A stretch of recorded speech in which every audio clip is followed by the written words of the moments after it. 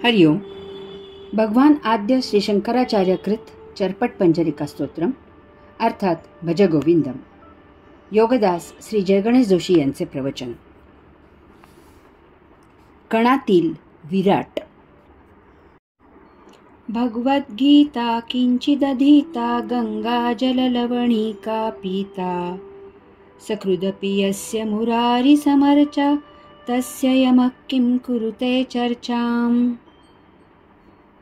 ज्याला किंचित जरी गीता समजली आहे, उमजली आहे, ज्याने थेंबभर जरी गंगाजल प्राशन केले आहे, ज्याने एक वेळ जरी भगवंत श्रींची अर्चना केली आहे, त्याच्या मृत्यूबद्दल साधी चर्चासुद्धा असंभव आहे.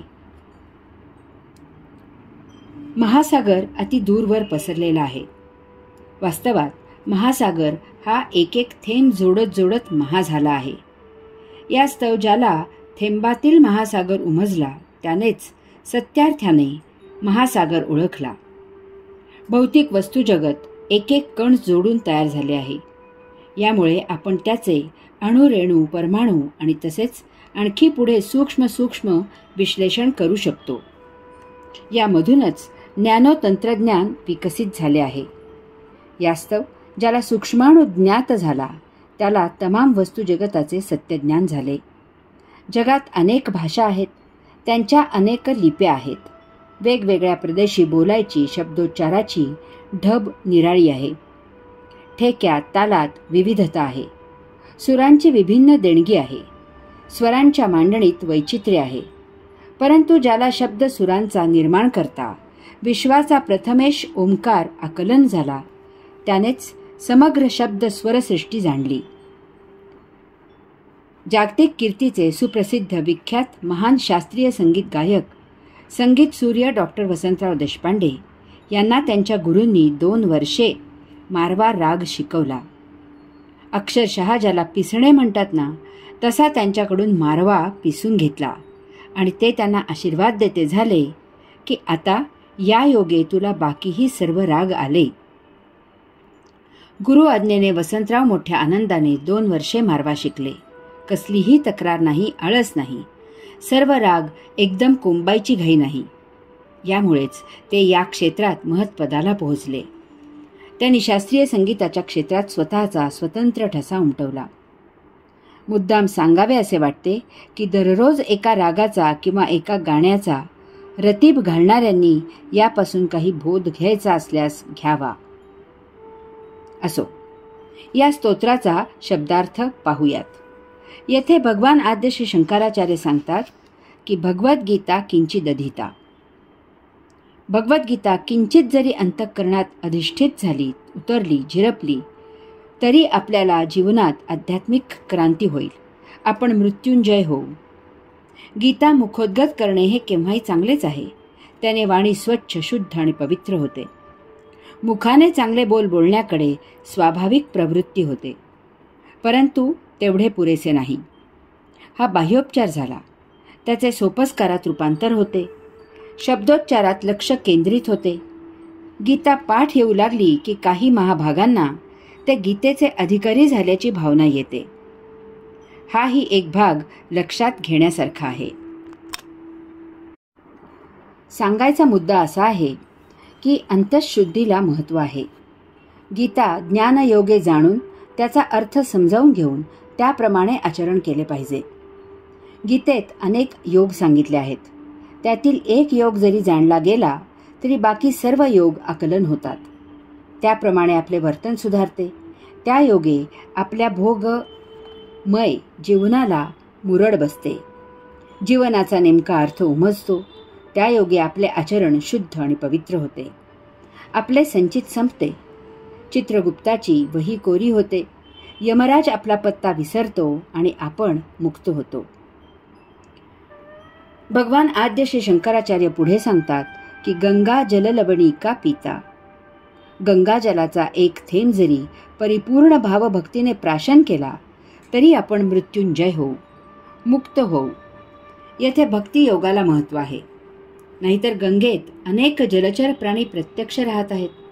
अनेक जण एक सोपस्कार म्हणून, धार्मिक भावनेने, एक विधी म्हणून गंगेत नाहत आहेत. अखंड देह गंगेच्या पाण्यात बुचकळून काढत आहेत. अनेक जण तिचे पाणी मोक्ष मिळावा, पुण्य लागावे म्हणून पित आहेत. मृत्यूशय्येवरील व्यक्तीच्या मुखी शेवटी गंगाजल घालतात. तेवढ्यासाठी काशी यात्रेहून येताना तो गंगाजलाचा गडू सांभाळत आणतात. परंतु याचा काहीही उपयोग होत नाही, कारण हे बाह्य सोपस्कार झाले. अशाने कधीही अंतःशुद्धी होत नाही. फार तर गंगाजल निर्मळ शुद्ध आहे म्हणून बाह्यांगी शुद्धी होईलही, परंतु अंतःकरणात भौतिक काळेबेरे आहे ते धुवून कसे जायचे? नित्य व्यवहार शुद्ध आणि पवित्र कसे व्हायचे? मन निर्मळ आणि निर्लेप कसे व्हायचे? त्यासाठी गंगाजल भक्तियोगाने थेंभर जरी प्राशन केले तरी आता मी गंगाजल प्यायलो आहे, तेव्हा आता माझ्या मनात शुद्ध आणि पवित्र तेच विचार येणार. कुविचारांना आता येथे थारा नाही, हा भाव दृढ होतो आणि तो आपोआप एक संस्कार म्हणून आचरणात येतोही. संस्कार झाला की त्याचे मुद्दाम होऊन आचरण करायची गरज नसते. ती एक प्रतिक्षिप्त क्रिया होते. आई वडिलांच्या पाया पडायला सांगायला लागत नाही. देवळात पादत्राणे बाहेर काढून ठेवावीत हे सांगायला लागत नाही. अशा प्रकारे गंगोदक प्राशनाने आपले भोगमय जीवन सुसंस्कारमय होते. आपले संचित संपते. चित्रगुप्ताची वही कोरी होते. यमराज आपला पत्ता विसरतो आणि आपण मुक्त होतो. भगवान आद्य श्री शंकराचार्य पुढे सांगतात की सकृदपि यस्य मुरारी समर्चा. भगवंत श्री योगेश्वरांची मनोभावे एकदा जरी पूजा अर्चा केली तरी आपल्या जीवनात क्रांती घडते. आपल्याला ते दिव्य दर्शन होते. आपले मन भगवंत श्रींचे चरणी अर्पण होते. आपल्याला योग प्राप्त होतो. आपले नाठाळ मन अमन न मन होते. जीवनातून मनमानी हद्दपार होते. त्यामुळे आपले आचरण सहजच आत्मप्रेरणेने होऊ लागते. आपल्याला जीवनाचा सत्य अर्थ उमजतो. आपल्या जीवनाचे नेमके प्रयोजन काय आहे? आपले नेमके कर्म काय आहे? आपल्या जीवनाचा अंतिम हेतू काय आहे? याचा उलगडा होतो. आपल्या भोगमय जीवनाचे रूपांतर कर्मयोगात होते. तासनतास पूजा करणारे अनेक जण आहेत. त्यासाठी अनेक पूजा विधी आहेत. त्यासाठी मंत्र आहेत. त्यांचे सोपस्कार आहेत. हे सर्व काटेकोरपणे पाळून पूजा केली जाते. परंतु अशा प्रकारे पूजा केली की तेथेच ती संपते. वास्तवात विधिवत पूजा केली की त्यानंतर तेथे खऱ्या अर्थी पूजा सुरू होते. कारण अशा प्रकारे पूजा केल्यावर पुजारी भगवंतमय झाला पाहिजे. त्याचे ध्यान आपोआप भगवंतात लागले पाहिजे. ती मूर्ती, तिची ती केलेली पूजा पार करून तो भगवंताचे चरणी पोहोचला पाहिजे. हा येथेच थबकलेला असतो. सुंदर मूर्ती आणतो, मखर करतो, दिव्यांची रोषणाई करतो, फुलाफळांची आरास करतो, मंत्र म्हणतो, आरती करतो, विविध चवींनी युक्त असा प्रसाद करतो आणि त्यातच रममाण होतो. आपल्याबरोबर इतरांना सहभागी करून एक जल्लोष साजरा करतो. भगवंत श्री योगेश्वरांनी गीतेत सांगितले आहे की माझ्यासाठी सोपस्कार करायचेच झाले तर मला पान, फूल, फळ, पाणी यापैकी काहीतरी एक पुरेसे आहे. यांना महत्त्व नाही. मीच हे सर्व निर्माण करून येथे तुम्हाला दिले आहे. त्यामुळे माझेच मला देण्यात फारसा अर्थ नाही. यापेक्षा माझी पूजा करण्याचा भाव महत्त्वाचा आहे. तुझ्याकडे मला देण्यासारखे तुझे असे जे आहे ते मला दे. तुझे मन मी तुला दिलेले नाही, ते तुझ्यात तुझ्यामुळे निर्माण झालेले आहे ते मला अर्पण कर. म्हणजे तू मनमानी सोडून आत्माचरण करशील. त्यामुळे तुझा माझ्याशी योग जुळून येईल. त्या योगे चित्रगुप्ताची वही कोरी होईल. यमराज तुझा पत्ता विसरेल आणि देहत्याग झाल्यावर तू मला आपोआप प्राप्त होशील. स्तोत्राच्या शेवटी भगवान आद्य श्री शंकराचार्य म्हणतात की तस्य यमक किम कुरुते चर्चाम. अशा प्रकारे तू जर ज्ञानयोग, भक्तियोग आणि कर्मयोग साध्य करशील तर यम तुझ्या मृत्यूची साधी चर्चाही करणार नाही. कारण असा मनुष्य मृत्यूत तरून जातो. तो अमृत होतो. त्याचा देहभाव जातो आणि तेथे आत्मभाव उदित होतो. आत्मा अमर आहे. यमराजाला अशाला मृत्यू देण्याचे कारणच उरत नाही. त्यामुळे जे काम करणे अशक्य आहे जे काम करायचे नाही त्याची चर्चा करणे संभवत नाही. अशा प्रकारे तू अमृत होशील. मृत्यू पार करून तुरीयावस्था प्राप्त करशील. त्या योगे उन्मनी अवस्थेत मुक्ती होशील. भगवान आद्य श्री शंकराचार्यांनी येथे सोपस्कारात अडकलेल्यांना, धार्मिक कर्मकांडात गुंतून गेलेल्यांना, भौतिकात भरकटलेल्यांना फार चांगला उपदेश केला आहे. बहुतेक लोक दिवा लावून सर्वत्र देवाचा शोध घेत आहेत. दूरवर लांब क्षितिजापर्यंत प्रकाशझोत टाकून ते परमात्मा सापडतो का ते पाहत आहेत. त्यासाठी मंत्र, तंत्र, विधी इत्यादींची मदत घेत आहेत. परंतु झाले भलतेच. दिव्यामुळे त्यांना विश्वात क्षितिजापर्यंत सर्वत्र परमात्मा शोधायची सोय झाली, परंतु परमात्मा तर परिघात किंवा परिघावर नाही. तो तर आहे विश्वाच्या केंद्रापाशी. त्या दिव्याखाली अंधार झाल्यामुळे नेमका तेथेच केंद्रापाशी असलेला परमात्मा ते शोधू शकत नाहीत. येथे डोळे मिटून काळोखात जावे लागते, तेव्हा तो दिव्य प्रकाश उजळतो. वास्तवात परमात्मा शोधायची गरज नाही आणि कोठे शोधून तो सापडतही नाही, कारण तो तुमच्या अंतःकरणातच तुमच्या सर्वात जवळ आहे. त्यासाठी दिव्याची गरज नाही, कारण तो स्वयंप्रकाशी आहे. त्यासाठी दिव्य ऊर्जेची गरज आहे. ती ऊर्जा कुंडलिनीद्वारे तुमच्यातच आहे. त्यासाठी मंत्रांची गरज नाही, कारण परमात्मा मौन आहे, शब्दातीत आहे, अर्थातीत आहे. मग परमात्मा शोधण्यासाठी गरज कशाची आहे? श्री ज्ञानेश्वर माऊली म्हणतात, देवाची ये द्वारी उभा क्षणभरी. बस, याहून आणखी कसलीही गरज नाही. एक क्षणभर देवाच्या द्वारी असा काही उभा राहा की समोरचा तो देव आहे की तू देव आहेस हे तुझे तुलाच उमजू नये. आम्ही जन्मभर जरी देवाच्या द्वारी उंबरठा झिजवला तरी तो आम्हाला देव पावत नाही, कारण आम्ही देवात एकरूप होऊन कधी तेथे जात नाही. देवाला स्वतःपेक्षा निराळा समजल्यामुळे तो द्वैतात कसा पावन होणार? त्यासाठी अद्वैताची गरज आहे. अद्वैतासाठी एक क्षण पुरेसा आहे. ज्याने हा क्षण पकडला त्याने देव प्राप्त केला. अध्यात्माचे कायदे भौतिकाला अनाकलनीय आहेत. वृक्ष महाकाय अवाढव्य पसरलेला असतो, परंतु त्याचा विस्तार एका इवल्याशा बीजामधून झालेला असतो. ते बीज ज्याला उमजले त्याला वृक्ष उमजला. बीजा एवढी एक क्षणभर जरी प्रार्थना केली तरी ती विश्वास वटवृक्षासारखी फैलावते आणि देवाच्या चरणी रुजू होते. त्यापुढे विधीपूर्वक मंत्रतंत्राने तासनतास केलेली पूजा व्यर्थ होते. शिकलेले विद्वान पंडित मागे पडतात आणि न शिकलेले संत मुक्त होतात. स्वतःला उच्च समजणारे येथेच त्या उच्चासनावर बसलेले असतात आणि ते ज्यांना नीच समजतात ते साधेसुधे वेडेवाकडे भजन करत परम अढळस्थानी विराजित होतात. शास्त्राची घोकमपट्टी करणारे, शास्त्राच्या अर्थावर चर्चा करणारे, शास्त्राचा उपदेश करणारे त्या उपदेशात येथेच थांबतात आणि तेच शास्त्र नकळत आचरणात आणणारे मुक्त होतात. दाराला असलेले एक इवलेसे छिद्र बाहेरील भले मोठे दृश्य दाखवते. बुजुर्ग सांगतात की तावरून ताकभात समजला पाहिजे. शास्त्राने संभ्रम वाढत जातो. जितके जास्त शब्द तितका गोंधळ जास्त होत जातो.